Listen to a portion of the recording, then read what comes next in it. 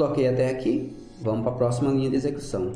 Aqui a gente tem uma mudança e é onde a gente percebe como que as variáveis podem se comportar de uma maneira mais clara.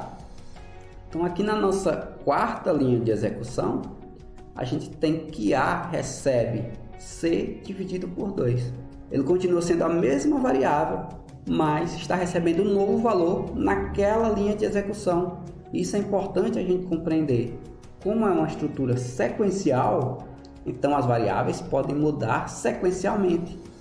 Na instrução 3, aqui no C, o nosso A não tinha sido modificado, então ele continuava valendo 2. Mas agora a gente está atribuindo para o nosso A um novo valor, que é C dividido por 2. Se o nosso C é 10 e ele está sendo dividido por 2, então o nosso A agora é 5. Perceba que é como se fosse uma linha do tempo, tá? Então, se a nossa primeira instrução é o instante 1 e a nossa última instrução é o instante 4, a gente tem que entender que no passado o A valia 2, mas que agora, no presente, ele vai valer 5. Só que no futuro ele poderia mudar novamente. Vamos lá, então, no passado nosso A valia 2, mas agora ele vai valer 5. Porque nós dissemos aqui no programa, nessa instrução, na nossa quarta instrução, que o A recebe o C dividido por 2. Então vamos lá, mas e o B? Bem, o B, nesse presente, ele não foi mudado, então ele continua sendo 8. E o nosso C, embora ele esteja aqui atribuindo um valor, ajudando a atribuir um valor para A, ele não foi mudado. Quem foi mudado foi o valor de A. Então, o C não está sendo modificado. É importante vocês entenderem que o C, a variável C, não está sendo modificada.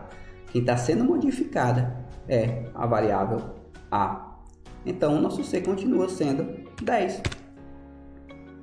Para que o C fosse modificado, a gente precisaria vir aqui e escrever uma nova instrução. Nesse programa, a gente precisaria escrever uma nova instrução dizendo que o C vai receber um novo valor. Então, vamos fazer isso.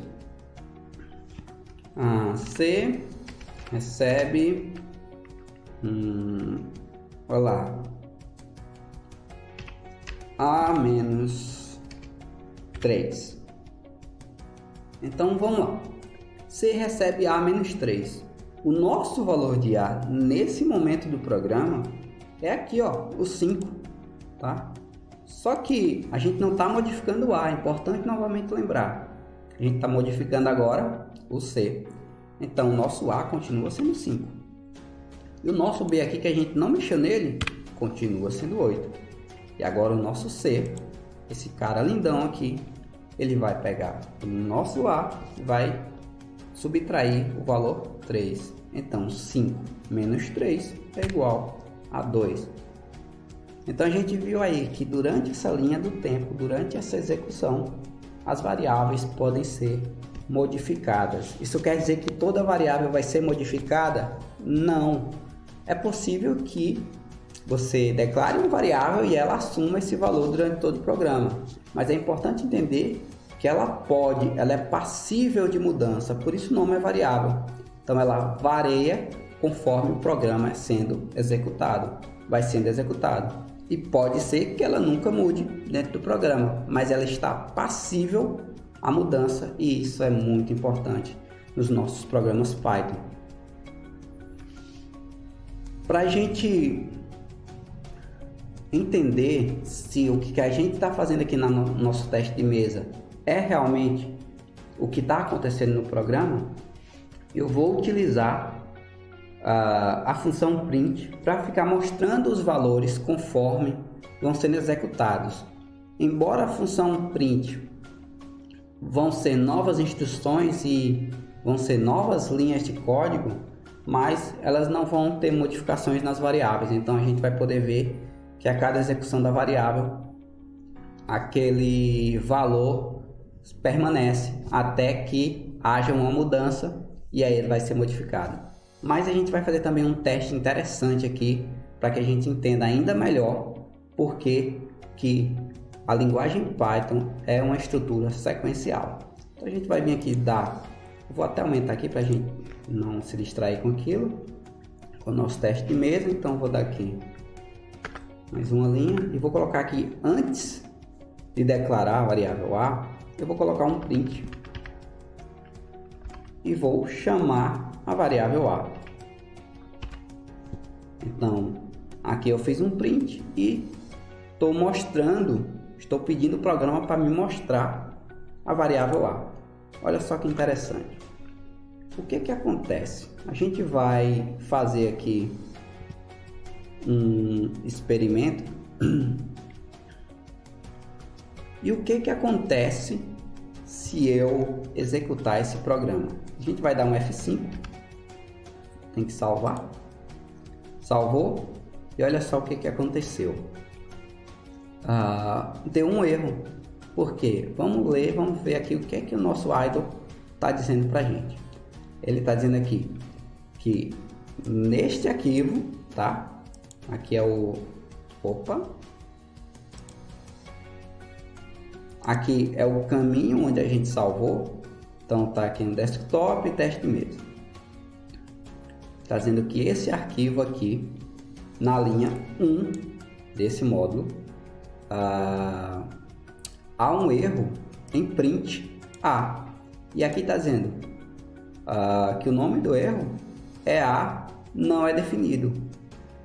O que isso significa? Significa que o print está chamando uma variável que ainda não existe naquela linha do tempo, porque agora o nosso print é o nosso instante 1, e no instante 1 a variável A ainda não existe. Como que eu vou chamar alguma coisa que não existe?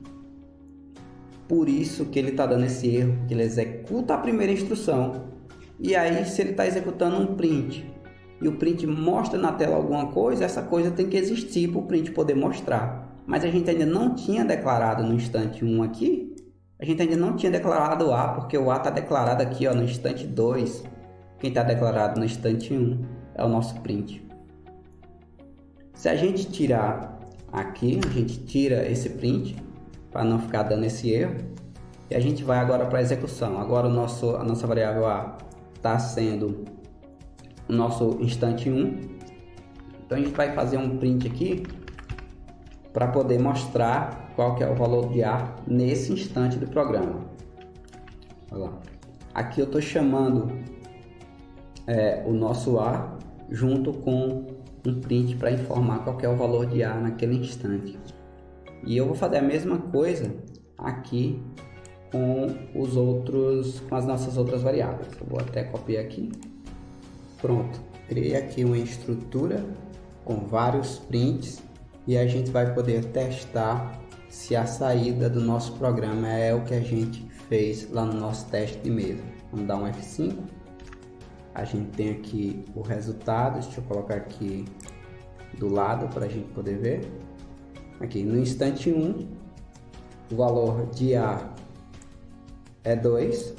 Aqui no nosso instante 2, o valor de A é 2 e o valor de B é 8. Como a gente pode ver, o valor de A é 2 e o valor de B é 8. No nosso instante 3, o valor de A continua sendo 2, o valor de B continua sendo 8 e o valor de C é 10. A gente pode conferir aqui, 2, 8, 10. Então vamos descendo aqui mais um pouco. A gente tem aqui novamente no nosso instante 4. Aí a gente já tem uma mudança. O valor de A se torna 5, tá aqui. O valor de B continua sendo 8 e o valor de C continua sendo 10. Tá aqui tudo corretinho. E aqui a gente tem o instante 5, que onde a gente tem o valor de A continua sendo 5, o valor de B continua sendo 8, só que o valor de C agora não é mais 10, porque houve a divisão e agora o valor de C é 2. tá aqui, tudo confere, tudo corretinho. Então o teste de mesa vai sempre nos auxiliar a gente a entender o que é que está sendo executado. Essa aula chega ao fim, mas a gente se vê nas próximas aulas.